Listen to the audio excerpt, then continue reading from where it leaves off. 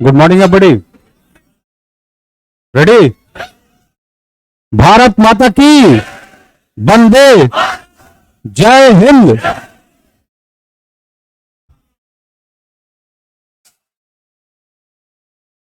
कल का लगता है कि रामनवमी का असर आज क्लास में है। आज रिलैक्स आप लोग बैठे नहीं? नहीं तो मौसम का भी असर है। हाँ, किसका गला बैठ गया है? सबका। मतलब कल पूरा एकदम रेगुलर कंसेप्ट में थे। कहां तक पहुंचे थे हम लोग? पाश्चुराइजेशन मेथड तक पहुंच गए थे ना? ठीक है, एक बार रिव्यू थोड़ा कर लेते हैं। रिव्यू कर लेंगे तो हम लोग का काम हो जाएगा। स्केच की तरह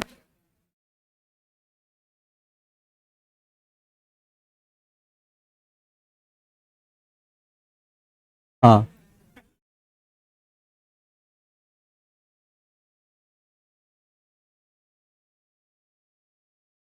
बैकग्राउंड में कहा दूसरा कुछ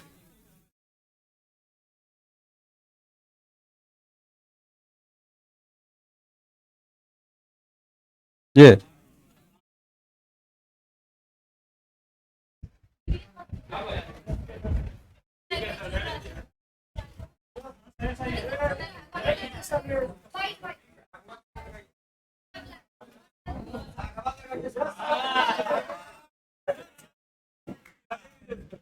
रहे दो।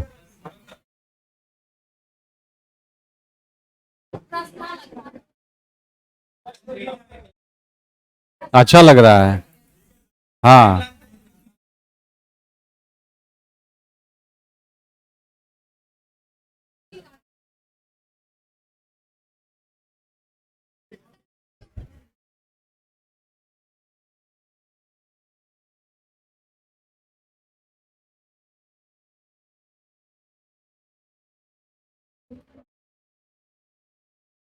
देखिए थोड़ा सा हम लोग रिव्यू लगाते हैं। रिव्यू इन द सेंस कि पिछले क्लास में जो कुछ भी पढ़े थे उसको हम लोग 5 से 7 मिनट में एक बार कंट्रोल कर लेते हैं। कहा जाता है कि हम लोग पढ़ते जरूर हैं लेकिन उसको हम लोग अप्रोच करके कंट्रोल करना आवश्यक है। अब कंट्रोलिंग क्या होगा ध्यान दीजिएगा। हम लोग बात किए थे, हम लोग का चैप्टर सेगमेंट आया था दैट इज द बायोलॉजी। एकदम आराम से समझिएगा, क्योंकि एक बच्चा फोन करके बोला था कि सर ढेर अंग्रेजी बोल रहे हैं, हमरा नहीं बुझा रहा है। हम बोले देखो अंग्रेजी नहीं, हम तो सब भाषा बोलते हैं। अंग्रेजी के अलावा हिंदी, हिंदी के अलावा जो गवई है, ठेठ जो है वो भी चलेगा। तो घबराने की जरूरत नहीं है, हम आप ही में से हैं। तो बोला नहीं सर, हमको लगा ना सर कि गलत जगह पढ़ने चले गए, तो हमको लगा कि सर वो सब कॉन्वेंट में जो पढ़ा है वही पढ़ सकता है। तो हम बोले कि नहीं, ऐसा तो कंफर्मेशन नहीं है, क्योंकि हम अपने बोरा पर पढ़े हैं। अगर हमारे साथ कॉन्वेंट का सेक्शन होता तो चलिए हम बोलते कि नहीं हो पाएगा। हम तो वैसा बोरा पर पढ़े हैं जिसमें मेरा बोरा दूसरे का बोरा सटता था। तो हाँ, तो वही है कि इसमें तो कोई दिक्कत नहीं होना चाहिए। तो अब क्या है ना कि अब हम संभल संभल के बात करेंगे।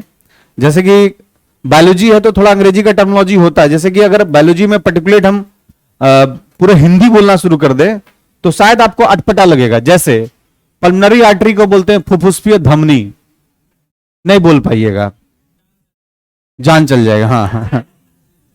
उसी तरह मतलब अटपटा टाइप का नाम रहेगा तो वो आप नहीं कर पाइएगा, क्योंकि हम लोग टर्मिनोलॉजी का यूज करेंगे बायोलॉजी, लेकिन बायोलॉजी में टर्मिनोलॉजी का यूज करेंगे अंग्रेजी में, लेकिन हम लोग का अप्रोच रहेगा एकदम हिंदी वाला ही।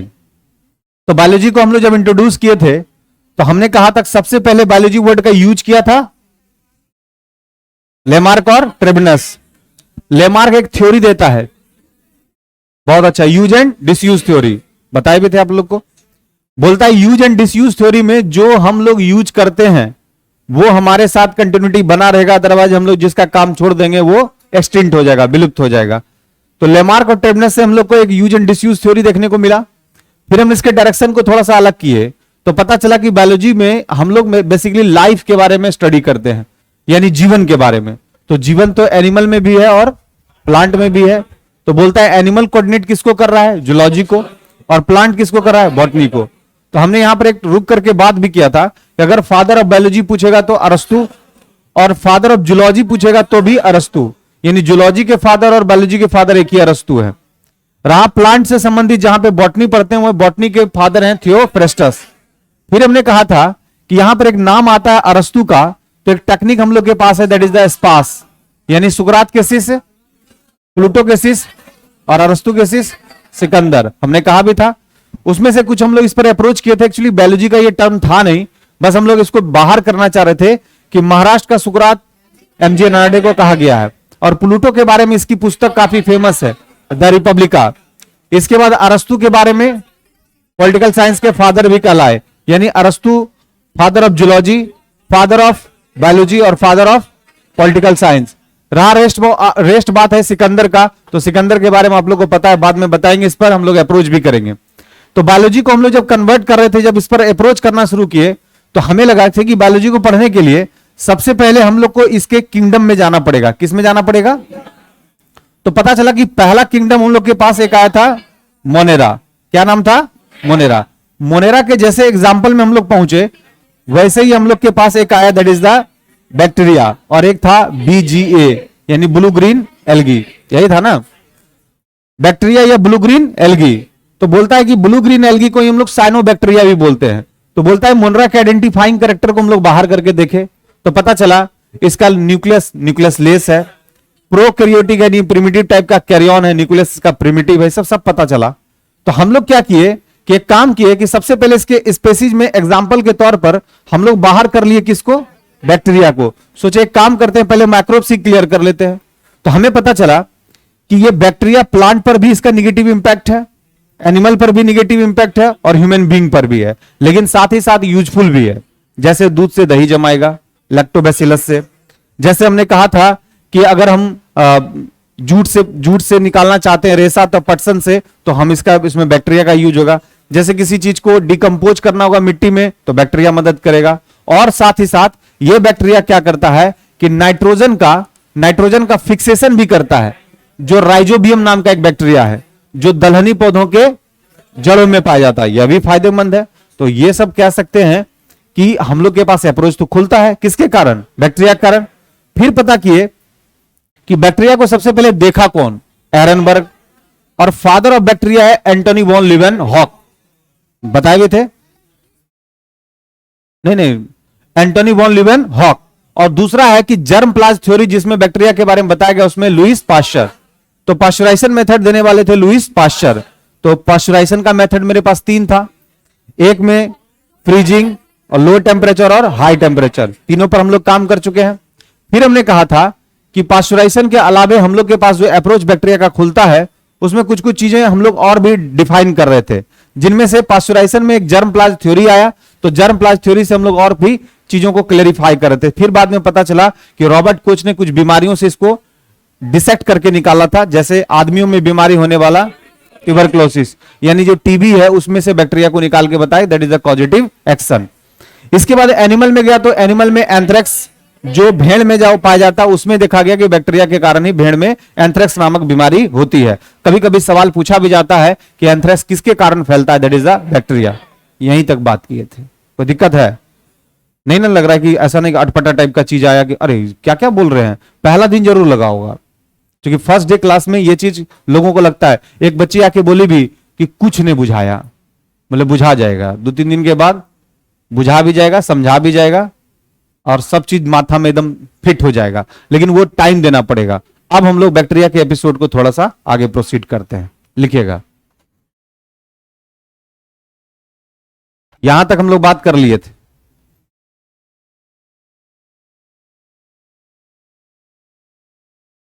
नहीं, एंथ्रेक्स और ह्यूमन बीइंग पर, ठीक है। सेंटर में लिखिएगा, सेंटर में माइटोकॉन्ड्रिया अब्सेंट,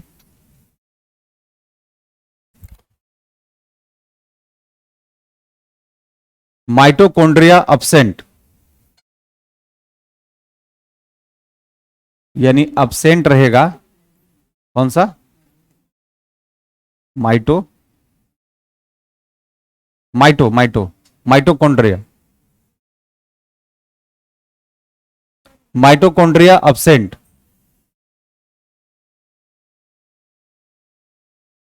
माइटोकॉन्ड्रिया अब्सेंट, यानी माइटोकॉन्ड्रिया क्या रहेगा? अब्सेंट रहेगा। क्लियर? दूसरा लिखिएगा, दूसरा पॉइंट, बैक्टीरिया के बारे में बात कर रहे हैं। लिखिएगा, रेस्पायरेशन का काम, रेस्पायरेशन का काम, रेस्पिरेशन का काम मेसोजोम करेगा।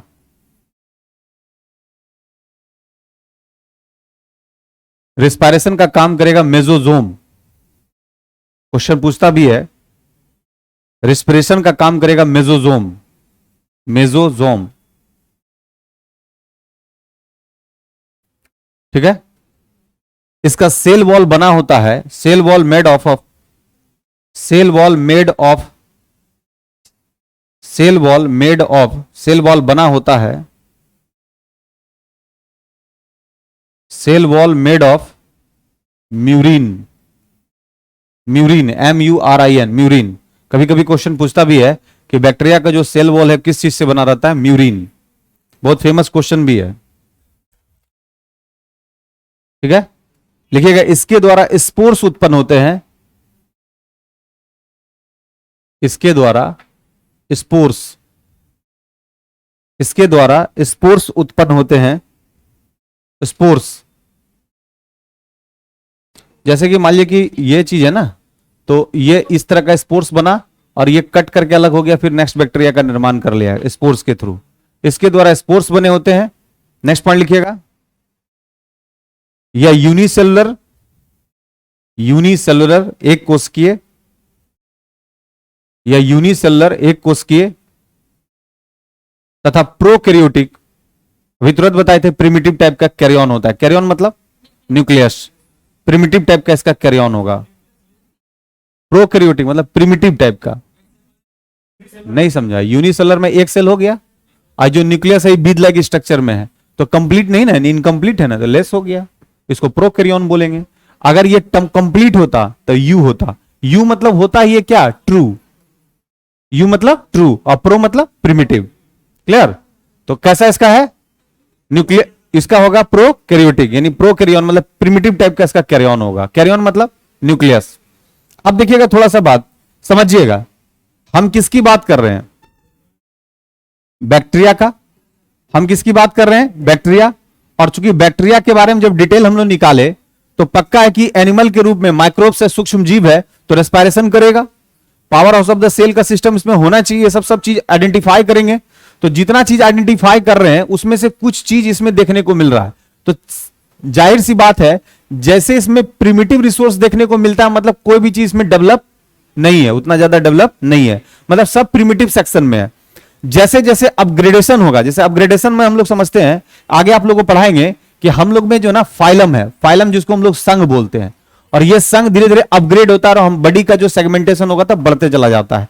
जैसे कहता है कि पृथ्वी पर आने वाला पहला पनीला यानी वाटरी जो है वो प्रोटोजोन्स के अंतर्गत आता है, जिसको हम लोग प्रोटोजोआ बोलते हैं। जैसे अमीबा, अमीबा क्या है, पहला एंट्री हुआ, फिर प्रोटोजोआ के बाद एक और डेवलप होता है जिसको हम लोग बोलते हैं प्रोटिस्टा।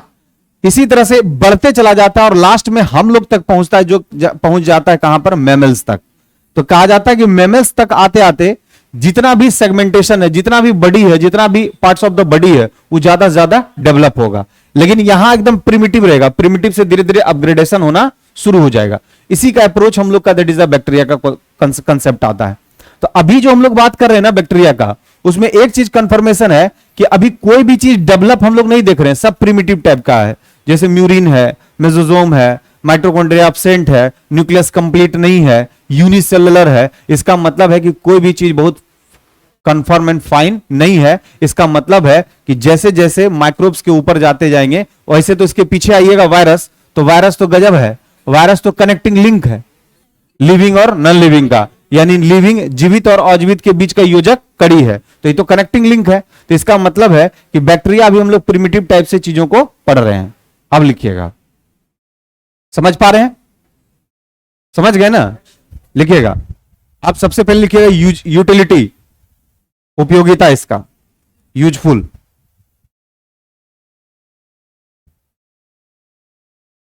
यूटिलिटी लिखिएगा, यूजफुल इसका। सबसे पहला लिखिएगा यूजफुल में, दूध से दही बनाने में, दूध से दही बनाने में। दूध से दही बनाने में? ब्रैकेट में लिखिएगा लैक्टोबैसिलस। लैक्टोबैसिलस बहुत फेमस क्वेश्चन है, बहुत बार पूछा है। लैक्टोबैसिलस, दूध से दही जमाने में कौन सा बोलते हैं इसको? लैक्टोबैसिलस। अच्छा एक चीज देखिएगा, जैसे टर्म आता है हम लोग के पास बेसिलस, तो नहीं लगता है कि ये किस रूप में रहेगा? शेप इसका कैसा रहेगा? रॉड शेप्ड, छड़ के नुमा। क्वेश्चन पूछता भी है कि बेसिलस बैक्टीरिया कैसा शेप रहेगा? Rod shape. कभी कभी ऐसा भी क्वेश्चन पूछ करके आपको थोड़ा सा घुमा सकता है, पूछेगा जो बेसिलस है कैसा शेप होगा? Rod shaped. तो बोलता है कि लैक्टोबैसिलस का काम क्या है? दूध से दही जमाना। और फिर दही से अगर दूध में कन्वर्जन करना चाहेंगे तो नहीं होगा। क्यों? क्योंकि कैसा कन्वर्जन है? केमिकल है। केमिकल है, जिसके कारण फिर कन्वर्जन नहीं हो पाएगा। तो अगर बताइएगा, अगर ये बैक्टीरिया नहीं होता तो हम लोग को दही का दर्शन नहीं होता। जो ये पूजा पाठ में जो दही चूड़ा चलता है, ये तो इससे तो पूरा वंचित हो जाते हैं। ये तो बैक्टीरिया की वजह से हम लोग खा पा रहे हैं। और दूसरा बात है कि हम लोग पूछते हैं हर लोग से, क्या वेजिटेरियन है कि नॉन वेजिटेरियन? नहीं, जैसे कोई आदमी आप पूछते हैं क्या वेजिटेरियन है कि नॉन वेजिटेरियन, तो तुरंत जवाब इमीडिएट देगा कि हम तो एकदम वेजिटेरियन है, नॉन वेजिटेरियन नहीं है। तो बोलते हैं दही जो खा रहे हैं उसमें क्या है? अच्छा, हड्डी इसमें स्पेसिफिकेशन है? नहीं, तब तो उजो तब तो बोनलेस जो खाता है वो, अच्छा हड्डी हटा दिया जाता है। मतलब तुम्हारे नॉन वेजिटेरियन का मतलब जिसके बीच में बोन रहे? नहीं। तो एक चीज बताओ, मछली हम लोग सब खाते हैं, सब में बोन रहता है? कुछ ऐसा मछली होगा जिसमें कॉन्ड्रीथाइस होगा।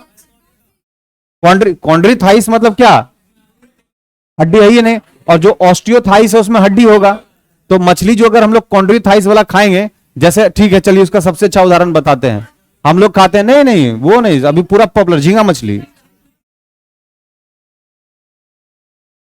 वो तो नहीं है, वेजिटेरियन है। उसको खा करके हम लोग बोलेंगे हम लोग वेजिटेरियन है, क्योंकि हड्डी लेस। एक्चुअली जो ना वो क्या नाम है, जो झींगा मछली है वो मछली है भी नहीं, वो कीड़ा है। हाँ, तो आप लोग कभी भी कहीं जाइए तो बोलिए, नहीं बोलिए कि झींगा मछली खिलाएगा, बोलिए क्या कि झींगा कीड़ा खाने जा रहे हैं।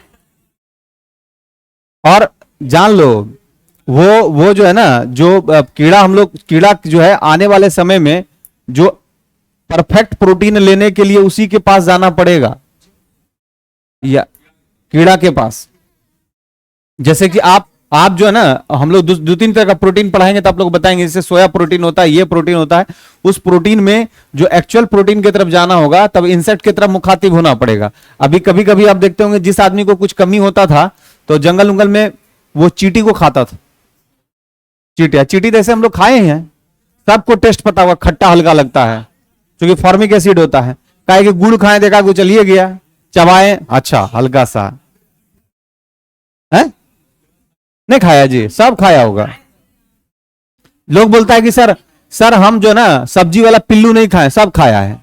हम तो 25 बार खाए हैं, और वो भी चना वाला में। जैसे गांव जाते थे तो चना उखाड़े और उसको धोने का काम किए, जो बहता हुआ पानी है, और वो पानी में क्या क्या आ रहा है पता नहीं, लेकिन धो लिए ताकि नमकीनपन उसका जो है ना, क्योंकि पहले खाइएगा तो नमकीनपन लगेगा, तो नमकीनपन उसका खत्म हो जाता है। उसके बाद हम लोग में जो स्पीड रहता है, तोड़े खोले फेंके। देखिएगा कोई आदमी अगर 5 मिनट खड़ा हुआ तो उसके आसपास पूरा उसका देखने को बहुत स्पीड होता है किसी में। तो उसमें स्पीड में कौन देखता है कि अंदर क्या है? तो तब पता चलता है जब दांत से चपा गया हो।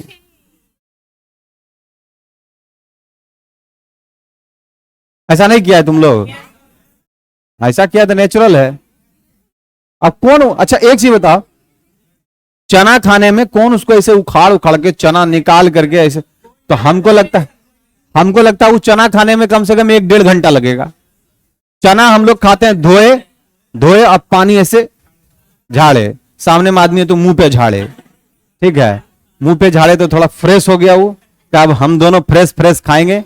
और उसके बाद चना तोड़े और खाए, और खाने का स्पीड बहुत तेज होता है। और कैसे खाते से चपाते भी हैं, क्या चीज कि दाना वाला है कि नहीं। और जब पूरा खा लिए तो अब ऐसे निकाल करके फिर रिवर्स उसको एक्शन में फिर समेटते हैं, और फिर एक बार चापते हैं, हाँ है 3-4 गो है, उंगली घुसाए निकाले। दैट इज द स्टाइल है, और ये नेचुरल स्टाइल, इसी तरह हम लोग खाते हैं। नहीं तो हम जब खाते हैं, अच्छा वो चलिए वो ठीक है, आप तो फंगस खाते हैं। यहां जब जाते हैं रोड पर आप गन्ना का जूस पीने के लिए, तो वो जो गन्ना डालता है उसमें लाल कलर वाला उसमें फंगस लगा रहता है। एक बार भी आपने उसको मना कर पाते हैं कि इसको निकाल दीजिए फंगस का, सब ठीक है, खट्टा लगेगा, डाल दिया। तो जाहिर सी बात है कुछ चीजें हम लोग खाते हैं और हमारे अंदर बैक्टीरिया जाता है, तो हमारे अंदर अपना एक बड़ी इम्यून पावर है जो उस चीजों को खत्म करने का पावर रखता है। इसलिए ध्यान रखिएगा, इस सब चीज से डरने की जरूरत नहीं है। तो बैसिलस नहीं होता तो हम लोग के पास दूध से दही जमने का व्यवस्था नहीं होता। नेक्स्ट लिखिएगा, जूट एवं पटसन को सड़ाकर, ये तो जबरदस्त महकता है। अगर आसपास खेत में होगा तो जाके देखिएगा, 5 मिनट टिक जाइएगा तो हमको बताइएगा। जूट एवं पटसन, जूट एवं पटसन को सड़ाकर रेशा प्राप्त करने में, पटसन नहीं समझते हो? जाना पड़ेगा उधर पूर्णिया अररिया के तरफ, उधर का जो बच्चा होगा देखा होगा, हर जगह नहीं होता है। कहां होता है? रोहतास में, हाँ रोहतास में होता है, जहां तालाब नदी को वहां होगा ही। अच्छा पटसन, पटसन का पेड़ कौन देखा है इसमें से? हाँ पेड़ होता है, पत्ता होता है। और कौन कौन दिखाया जाए? पटसन बताओ है? पट्स, इसमें से पटसन कौन देखा है? हाँ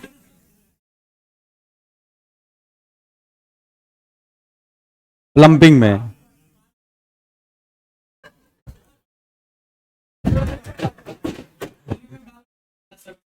अच्छा वो उसको पटसन बोलते हैं। अच्छा एक चीज बताओ, पटसन को और अलग अलग जगहों पर क्या क्या नाम दिया गया है? पटुआ और, हाँ बोलो।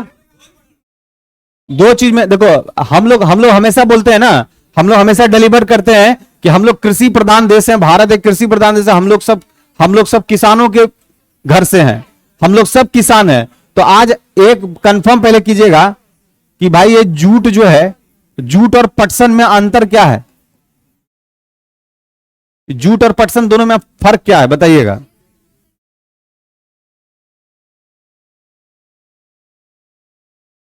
हाँ जूट, जूट क्या चीज से प्राप्त होता है?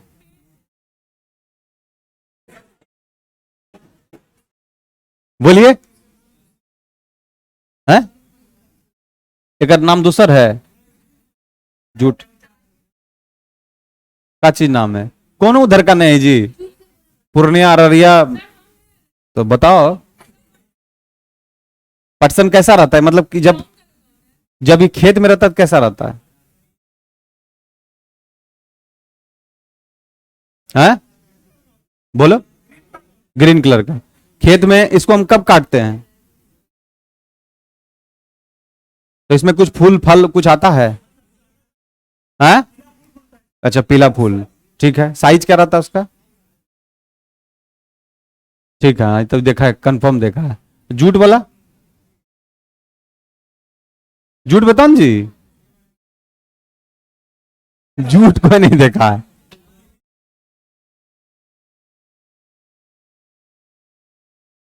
क्या चीज? अच्छा बोरा, बोरा देखो, बोरा क्या चीज का बनता है? Obvious plastic. अरे जो बोरा जिसमें आलू वाला बोरा आता है, वो धागा टाइप का, ये दोनों जो ना रेशा, रेशा मतलब इसको फाइबर्स के लिए फेमस है। जैसे आपके यहाँ जो ना एक और फेमस है, that is the cotton. Cotton आप किससे प्राप्त करते हैं? वो भी पेड़ से। इसके बाद आप प्राप्त करते हैं सिल्क, रेशम, कीड़ा से। कीड़ा का एक फॉर्म आता है जिस फॉर्म में आप लोग उसको रेशम प्राप्त करते हैं और फिर उससे कपड़ा पहन करके पूजा पर बैठते हैं। हाँ कीड़ा को मारते हैं, इससे सिल्क निकालते हैं, सिल्क को फिर हम लोग कंफर्म करते हैं, उसको पहन करके फिर बैठते हैं, कहीं कोई दिक्कत नहीं है। इसके बाद महिलाएं लाठी, लाठी जो हाथ में पहनती है वो भी एक दैट इज अ कीड़ा है, और कीड़ा को खत्म करके उससे लाह निकाला जाता है, और लाह से फिर बनता है लाठी, उसको भी यूज किया जाता है। मतलब देखिए क्या है ना कि बहुत सारा चीज का जो मैन्युफैक्चरिंग जो हब है जिसको हम लोग रॉ मटेरियल बोलते हैं, रॉ मटेरियल पर जाइएगा तो फिर आप कुछ नहीं कर पाइएगा। इसलिए ये सब नहीं, जैसे किसी चीज पर हम बात करें, हम जैसे बोले कि दांत के अंदर चला जाएगा वो पिल्लू तो दूसरे टाइप का लगेगा, तो आप लोग हो कैसे लगेगा, वो रॉ मटेरियल है, जा सकता है। किसकी क्या गारंटी है कि आप जो चावल खा रहे हैं उसमें आपके साथ दूसरा चीज नहीं गया है, गया होगा, ये अलग बात है कि आप देखे नहीं होंगे। आटा जब आप पिसवाते हैं तो इसकी क्या गारंटी है उसके साथ 2-3 को नहीं पिसाया होगा, पिसाया होगा। हाँ इस चीज को, हाँ सूजी, इसकी क्या गारंटी है उसके साथ ये सब नहीं रहा होगा, है? सूजी पर तो खैर बहुत कहानी है, वो आदमी बार बार लिखवा रहा था और लास्ट में एक लाइन लिखवा रहा था कि सूजी है। इस पर तो बहुत लंबा कहानी है, सब बाद में बात करेंगे। चलिए ठीक है, समझ गए। जूट और पटसन में भी क्या काम करेगा, बैक्टीरिया। देखिएगा गंदे पानी में इसको ले जाकर के फेंक दिया जाता है, धीरे बैक्टीरिया आने के कारण क्या होगा, इसका रेशा अलग हो जाएगा और फिर उस रेशे को धो दिया जाता है और उससे फिर रेशा निकाल लिया जाता है। ये दोनों काम होता है जूट और पटसन के साथ। ध्यान रखना है कि रेशा को प्राप्त करने में बैक्टीरिया मदद करता है। यहां पर यूटिलिटी ऑफ द बैक्टीरिया हो गया। नेक्स्ट लिखिएगा, लिखिएगा मेडिसिनल यूटिलिटी। मेडिसिनल यूटिलिटी में लिखिएगा मतलब दवा के रूप में इसकी उपयोगिता। मेडिसिनल यूटिलिटी, दवा के रूप में इसकी उपयोगिता। मेडिसिनल यूटिलिटी में लिखिएगा एंटीबायोटिक्स को बनाने में। एंटीबायोटिक्स बहुत फेमस क्वेश्चन है, बहुत बार पूछा भी गया है। एंटीबायोटिक्स को बनाने में ब्रैकेट में लिखिएगा by the process of fermentation, किण्वनीकरण के प्रक्रिया के द्वारा। By the process of fermentation, किण्वनीकरण प्रक्रिया के द्वारा। By the process of fermentation, fermentation किण्वनीकरण प्रक्रिया के द्वारा। क्लियर? अच्छा कोई बताइए कि ये फर्मेंटेशन प्रोसेस में क्या होता है? कोई भी चीज को सड़ाएंगे और बाद में आपको बताए थे C2H5OH अल्कोहल के रूप में निकल जाएगा, और अगर ये लिक्विड फॉर्म है और ये अल्कोहल के रूप में लिखा तो इसके ऊपर में क्या करेगा, तैरेगा, क्योंकि इसकी डेंसिटी क्या होगा, कम होगा। जिसका डेंसिटी कम होगा उसके ऊपर फ्लोट करेगा। तो इसीलिए हम बताए हुए थे आपको कि हाड़ी वाला जो शराब बनाने का प्रोसेस में फर्मेंटेशन की प्रक्रिया कराई जाती है। तो इसमें फर्मेंटेशन करके इसका क्या बनेगा, एंटीबायोटिक्स। तो इस फर्मेंटेशन में मदद कौन कर रहा है, बैक्टीरिया। अगर ये बैक्टीरिया नहीं होता तो फर्मेंटेट होता ही नहीं। तो फर्मेंटेट होगा तो इथाइल अल्कोहल निकलेगा और इसी से प्राप्त होगा एंटीबायोटिक्स, जो हम लोग प्रतिजैविक के रूप में काम करते हैं। एग्जाम्पल में लिखिएगा कुछ नाम, सवाल पूछा जाता है। लिखिएगा स्ट्रेप्टोमाइसिन, वो हम जान रहे थे, स्ट्रेप्टोमाइसिन। और एक लिखिएगा क्लोरोमाइसिटीन। ये दोनों क्वेश्चन दरोगा में पूछा हुआ है, सीधा क्वेश्चन पूछा था कि ये दोनों जो है ना बैक्टीरिया का एंटीबायोटिक्स कौन है। तो एक है स्ट्रेप्टोमाइसिन और एक है क्लोरोमाइसिटीन। दोनों याद रखिएगा, ये दोनों बैक्टीरिया का है, स्ट्रेप्टोमाइसिन और क्लोरोमाइसिटीन। स्ट्रेप्टोमाइसिन और क्लोरोमाइसिटीन लिख लिए, दोनों क्या चीज का है, बैक्टीरिया का। चलिए लिखिएगा इसके अलावे, पैराग्राफ चेंज,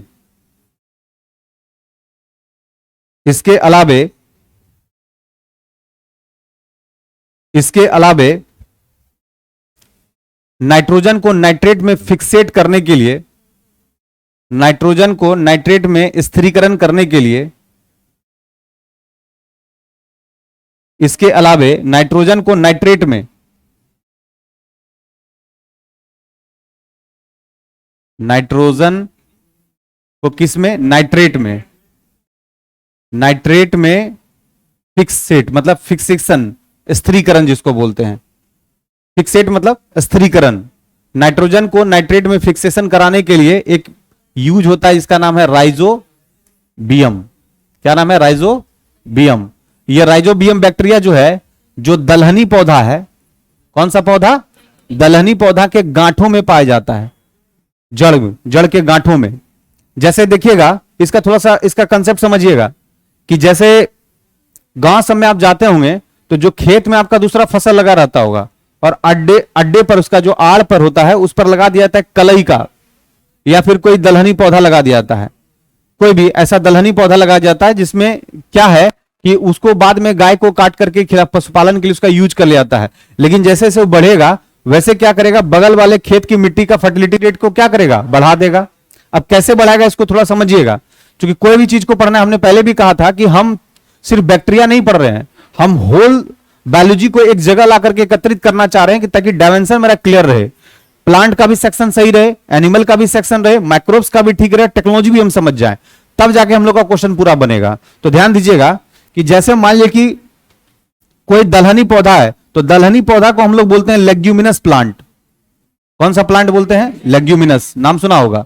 लेग्यूम का मतलब होता है कि जितना भी इस तरह का दलहनी पौधा देखिएगा तो उसमें क्या होगा कि वो जो ये बीचों बीच आराम से पक्का डिवाइड कर पाएंगे।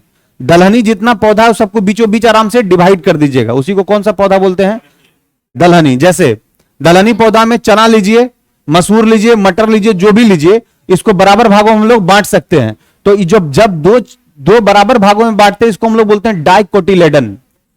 एक होता है मोनोकोटिलेडन और एक होता है डाइकोटिलेडन। मोनो मतलब एक, जैसे मक्का मोनो है, मेज उसको दो बराबर भागों में नहीं बांट सकते हैं, लेकिन दलहनी को हम दो बराबर भागों में बांट सकते हैं, तो इसको हम लोग बोलते हैं डाइकोटिलेडन। डाई मतलब दो और कोटिलेडन मतलब डिवाइड हो गया, यानी उसका बीज पत्र दो भाग में बटा हुआ है।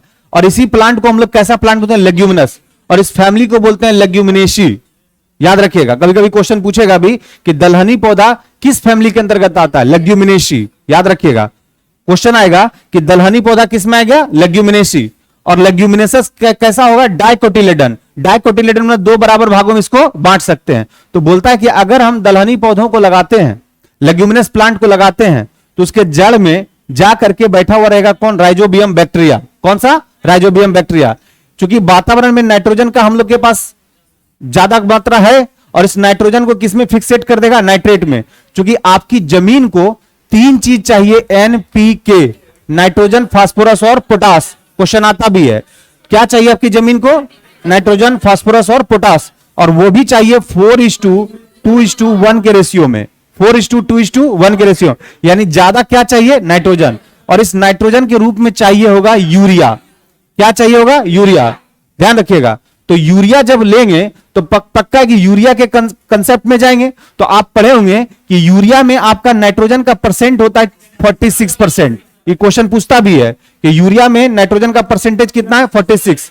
तो इसका मतलब है कि आपकी जमीन की फर्टिलिटी रेट को पूरा करने के लिए जो एनपीके है, जो 4:2:1 के रेशियो में है, यानी 4:2:1 में है, जिनमें से नाइट्रोजन में से यूरिया आपको सबसे ज्यादा चाहिए, तो इस यूरिया में अमाइड ग्रुप होता है। कौन सा ग्रुप होता है, अमाइड। तो हम लोग कह सकते हैं कि यूरिया को अगर हम लोग लिखना चाहेंगे, ध्यान दीजिएगा, अगर यूरिया को हम लोग लिखेंगे तो कैसे लिखेंगे, NH2CO बहुत अच्छा। तो इसका मतलब अमाइड का कितना ग्रुप है, दो ग्रुप है, और किसके साथ जुड़ा हुआ है, बहुत अच्छा, यानी NH2 और NH2, ये हम लोग का यूरिया, और उसमें 46% क्या है, नाइट्रोजन है। तो ये किस रेशियो में रहता है, एनपीके 4:2:1। और राइजोबियम बैक्टीरिया कहां रहेगा, दलहनी पौधों के जड़ों में। क्या काम करेगा वो, नाइट्रोजन का नाइट्रेट में फिक्सेशन करेगा। तो इसका मतलब है कि जो हम बाहर से यूरिया खरीद के डालते हैं, अगर उससे ज्यादा हम दलहनी पौधों को लगा दें और उस पर हल चलवा दें तो ग्रीन कंपोस्ट भी मिल जाएगा नहीं। क्योंकि अगर मिट्टी उसी खेत में उसको हल चलवा दिया जाए, उसी पौधे के साथ पौधे हटा लिया जाए, तो जड़ में जो बनेगा राइजोबियम, वो जो नाइट्रोजन का नाइट्रेट में फिक्सेट करेगा, तो मिट्टी के लिए ज्यादा उपयुक्त होगा, और इससे हमारी फर्टिलिटी रेट क्या होगी, बढ़ जाएगी। तो ये सारा सेक्शन आता है, इसका मतलब एक यूटिलिटी पर इतना चीज टिका हुआ है। अब इस पर आगे बात करेंगे तो और जबरदस्त बात होगा। आपको पता होना चाहिए कि हम लोग यूरिया बाहर से मंगाते हैं। अभी हाल ही में आप सुने होंगे कि सभी जगह पर यूरिया का किल्लत हुआ था, और यूरिया पर इतना ज्यादा दाम बढ़ गया था कि लोग त्राहिमाम कर रहे थे कि यूरिया आएगा कहां से। क्योंकि यूरिया का जो प्रोडक्टिविटी जो सिस्टम है वो हमारे यहां नहीं, बल्कि हम लोग उसको क्या करते हैं, मंगाते हैं, और उनमें से जो पार्टिसिपेशन जो है अन्य देशों का, उसमें साथ में पार्टिसिपेशन ज्यादा है। तो हम कह सकते हैं कि अगर हम ग्रीन कंपोस्ट जैसे चीजों का काम करेंगे तो इससे फर्टिलिटी रेट भी बढ़ेगा, और जो उसका फर्टिलिटी रेट बढ़ेगा, यानी कि जिसको हम लोग बोलते हैं कि मिट्टी का अगर उर्वरकता क्षमता बढ़ती है तो ज्यादा से ज्यादा उत्पादन भी कर पाएगा। तो हम एक तरफ क्या करेंगे, ग्रीन कंपोस्ट भी बना लेंगे, एक तरफ क्या करेंगे कि जो पशुपालन के लिए उसके लिए घास का भी उपस्थिति करा लेंगे, और क्या करेंगे, नाइट्रोजन को नाइट्रेट में फिक्सेट भी करा लेंगे, और यूरिया जैसे चीजों का हम लोग का यूज करना बंद होगा, यानी कि आर्टिफिशियल टाइप का हम लोग फर्टिलाइजर का यूज नहीं करेंगे। वैसे फर्टिलाइजर के बारे में बात करें तो फर्टिलाइजर के उत्पादन के लिए हमारे यहाँ कौन क्रांति हुई है? भूरी क्रांति। नहीं बताए थे कौन सा क्रांति? भूरी। ये क्वेश्चन पूछा भी है, फर्टिलाइजर के लिए कौन सी क्रांति? भूरी क्रांति। और पहली बार फर्टिलाइजर को भारत में इंट्रोड्यूस करने का श्रेय जाता है एक जगह को, जो कौन सा है? सिंदरी। बताए भी थे कौन सा? सिंदरी। तो सबसे पहले वहां उत्पादन के लिए उस पर अप्रोच किया गया। तो नहीं लगता कि बड़ा सा बक्सा बनेगा और सब मामला को यहां पर एडजस्ट करना पड़ेगा, तब क्वेश्चन आएगा। लिखिएगा, हाँ सब लिखाएंगे जी, डोलचा कुलचा। हाँ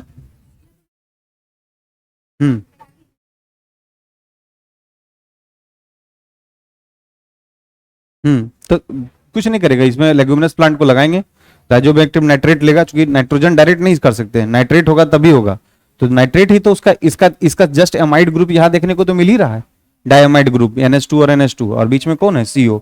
तो जब यही हमारे पास आ गया यूरिया के रूप में और अमाइड ग्रुप का नाइट्रेट फिक्सेशन हो गया तो हमको मिल गया, फर्टिलिटी रेट खुद ब खुद बढ़ जाएगा। लिखिएगा, थोड़ा सा एक बॉक्स बना के लिखिएगा, बहुत बात आ गया है, एक क्वेश्चन कंफर्म पूछेगा इस पूरे बात में से, इस पूरे बॉक्स को हम लोग ठीक कर लेते हैं। सबसे पहले लिखिएगा दलहनी पौधा, तेज थोड़ा लिखिएगा, बहुत मैटर है। दलहनी पौधा लेग्यूमिनस प्लांट के अंतर्गत आता है, लेग्यूमिनस।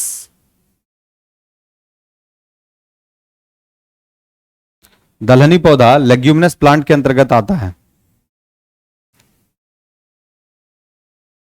ब्रैकेट में लिखिएगा डाइकोटिलेडन, डाइकोटिलेडन। लेडन, लेडन मतलब पत्र होता है, बीज पत्र, लेडन, डाइकोटिलेडन। ठीक है, लेग्यूमिनस प्लांट कैसा होगा? डाइकोटिलेडन, दो बराबर भागों में उसको बांट सकते हैं। ठीक है, लिखिएगा लेग्यूमिनस प्लांट के जड़ों में, लेग्यूमिनस प्लांट के जड़ों में, लेग्यूमिनस प्लांट के जड़ों में, लेग्यूमिनस प्लांट के जड़ों में राइजोबियम बैक्टीरिया पाया जाता है। लेग्यूमिनस प्लांट के जड़ों में राइजोबियम बैक्टीरिया पाया जाता है, जिसका काम है नाइट्रोजन का नाइट्रेट में फिक्सेशन करना,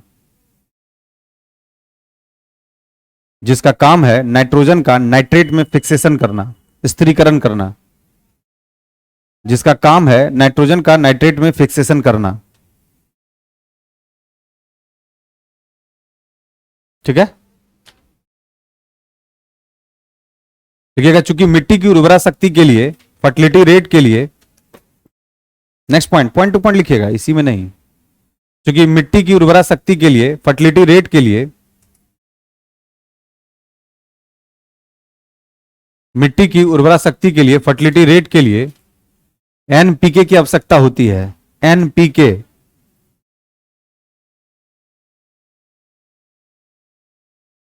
UPK नहीं, NPK,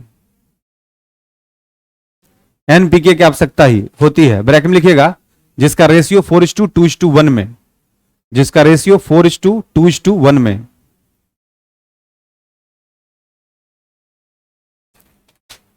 इनमें से खासकर यूरिया, इनमें से खासकर यूरिया लिख लीजिएगा, डायमाइड ग्रुप NH2CO NH2 ब्रैकेट में, इसमें से खासकर यूरिया NH2CO NH2।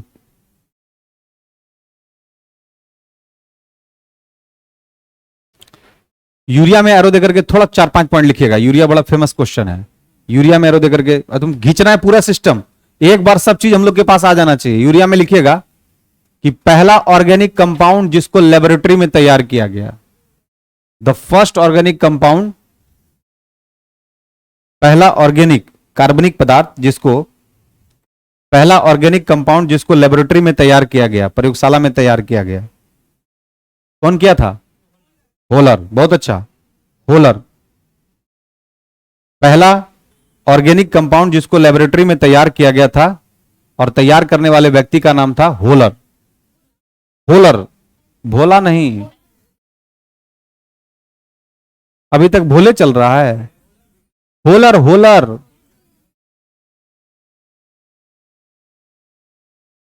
वोलर, वोलर, वोलर, भोला बोल रहा है।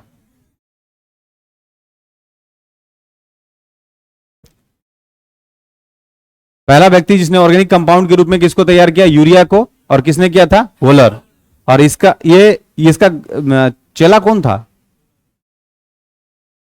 एक नाम सुने हो, बड़ा फेमस नाम है केमिस्ट्री में और इसी से कोरिलेटेड है, नाम सुना होगा, बर्जिलियस। हाँ, तो ये बताइएगा बर्जिलियस का गुरु था ये उसका गुरु था? Anybody else? बर्जिलियस का गुरु था होलर, तो पक्का एक बर्जिलियस भी इस पर काम किया ही होगा। वो केमिस्ट्री का अप्रोच है, ऐसे ही हम कंफर्म कर रहे हैं। तो डायमाइड ग्रुप देख रहे हैं किसमें? यूरिया में।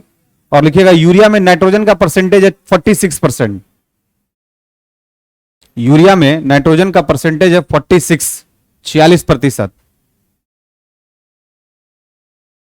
यूरिया में नाइट्रोजन का परसेंटेज कितना है? 46%। ठीक है, चलिए बंद कर दीजिए बॉक्स।